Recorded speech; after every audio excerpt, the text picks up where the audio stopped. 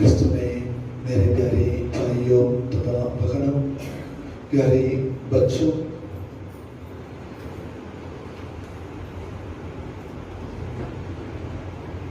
क्रिस्त राजा का त्योहार का दूसरे दिन की और हम प्रवेश कर चुके हैं। पवित्र पूजा के शुरुआत में प्रस्तावना के रूप में ठाकुर फादर जी ने एक बड़ा काना के बारे में हमको बताया। पवित्र मिस्सा में जब हम भाग लेते गए, पवित्र पूजा में जब हम भागीदार बनते गए, हम बड़ा काना में भागीदार बन जाते हैं। आज हम सब इस बड़ा काना में भाग लेने के लिए प्रभु के पवित्र शरीर और रक्त स्वीकार करने के लिए पवित्र मंदिर में आकर क्रिस्त राजा का त्योहार मनाने के लिए, उसमें भागीदार बनने के लिए यहाँ इस पवित्र मंदिर में उपस्थित है। जब हम यहाँ उपस्थित रहते हैं, इस साल विशेष रूप से अपने नवीकरण के बारे में, अपने घर वालों के मतलब घर में रहने वाले भाई बहनों के, माता पिताओं के और बच्चों के नवीकरण के बारे में, और विशेष रूप से हमारे पल्ली वासियों के पारिश में के नवीकरण के बारे में सोचते हैं, उनके लिए विशेष रूप से प्रार्थना भी करते हैं। राजाधिराज प्रभु ईसा मसीह का त्योहार मनाते वक्त राजाओं का राजा होते हुए, प्रभुओं के प्रभु होते हुए भी स्वर्ग छोड़कर मनुष्यों के बीच आकर जन्म लिए प्रभु मसीह के बारे में हम सोचते हैं। उस मसीह के सेवा कार्य में भागीदार बनने के लिए हम दृढ़ निश्चय लेते हैं और उसी मसीह को अनुकरण करने के लिए अपने हृदय में हम इच्छा भी दिखाते हैं। सुसमाचार की ओर देखने से आज हमें मनन चिंतन करने के लिए संत लूकस के सुसमाचार से भाग दिया हुआ है। सुसमाचार ऐसे शुरू होते हैं कि प्रेरितों ने लौटकर ईसा को बताया कि हम लोगों ने क्या क्या किया है। प्रेरितों ने लौटकर ईसा को बताया है कि हम लोगों ने क्या क्या किया है। इसके तुरंत पहले हम पढ़ते हैं कि प्रभु ईसा मसीह अपने शिष्यों को बाहर गांव भेजकर उन्हें बताया है कि जाकर लोगों को सुसमाचार सुनाओ, पिता पुत्र और पवित्र आत्मा के नाम पर उन्हें बपतिस्मा दो और उन सबको मेरे शिष्य बनाओ। इस पश्चात प्रभु के शिष्य प्रभु के सामने लौटकर प्रभु से बताते हैं कि उन्होंने क्या क्या किया है, कौन सा चमत्कार दिखाया है, किस प्रकार लोगों को प्रभु ईसा मसीह की और आमंत्रित किया है, और उसके बारे में अपने शिष्यों अपने प्रभु को शिष्य बताते हैं। और आगे देते हैं कि वे उन्हें अपने साथ लेकर बत्सैदा नगर की ओर एक निर्जन स्थान गए। प्रभु उन्हें लेकर निर्जन स्थान गए और हम पढ़ते हैं कि किंतु लोगों को इसका का पता चला और वे भी उनके पीछे हो लिए। जब लोग प्रभु जो कुछ करते हैं उसके बारे में सुनते हैं, प्रभु ईसा मसीह अपने शिष्यों के साथ जहाँ चलते थे उसका अनुकरण करते थे, क्योंकि लोगों को पता था कि प्रभु ईसा मसीह उन्हें चंगा करने के लिए, उन्हें कृपादान प्रदान करने के लिए, उनके जीवन में चमत्कार दिखाने के लिए, उन्हें जो जरूरत है उन जरूरतों को पूर्ण करने के लिए पर्याप्त है। यह समझकर निर्जन प्रदेश में प्रभु को अनुकरण करने वाले लोगों के बारे में सुसमाचार हमें बताते हैं और हम पढ़ते हैं कि ईसा ने उन्हें स्वागत किया।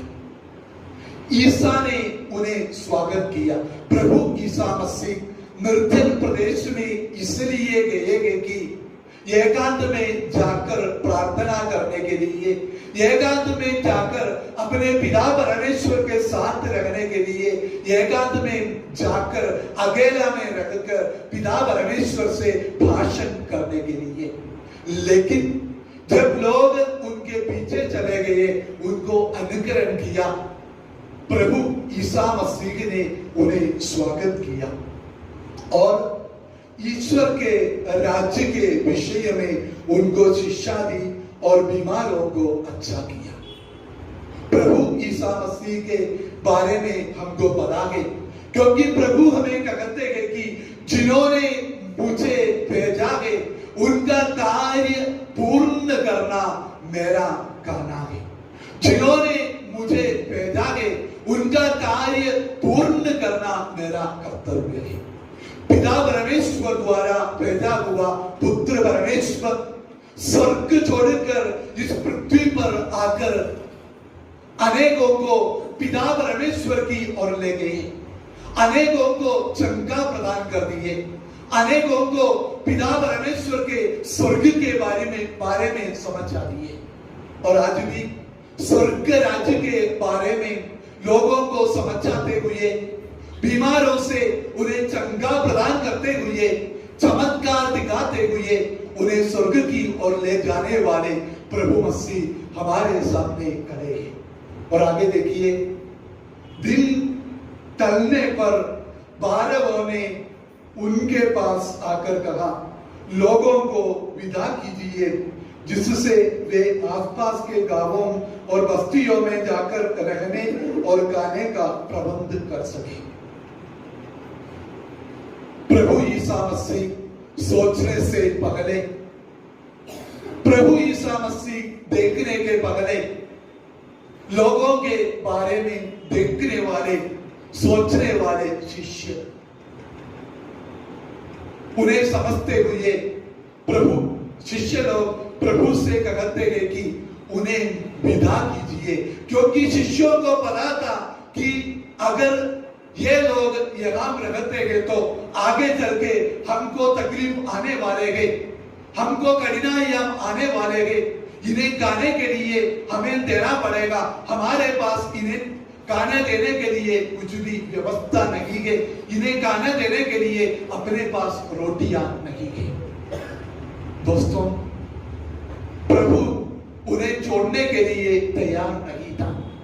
प्रभु लोगों को छोड़ने के लिए, विदा करने के लिए तैयार नहीं था, क्योंकि प्रभु को पता था कि उन्होंने इसलिए मेरे सामने आया है कि पिता परमेश्वर के बारे में सुनने के लिए, पिता परमेश्वर के कार्यों को अपनाने के लिए, स्वर्ग की ओर जाने के लिए रास्ता अपनाने के लिए वे लोग मेरे सामने आए हैं। और इसलिए प्रभु अपने शिष्यों से कहते हैं कि तुम खुद उन्हें खाने दीजिए, आप लोग खुद उन्हें खाना दे दीजिए।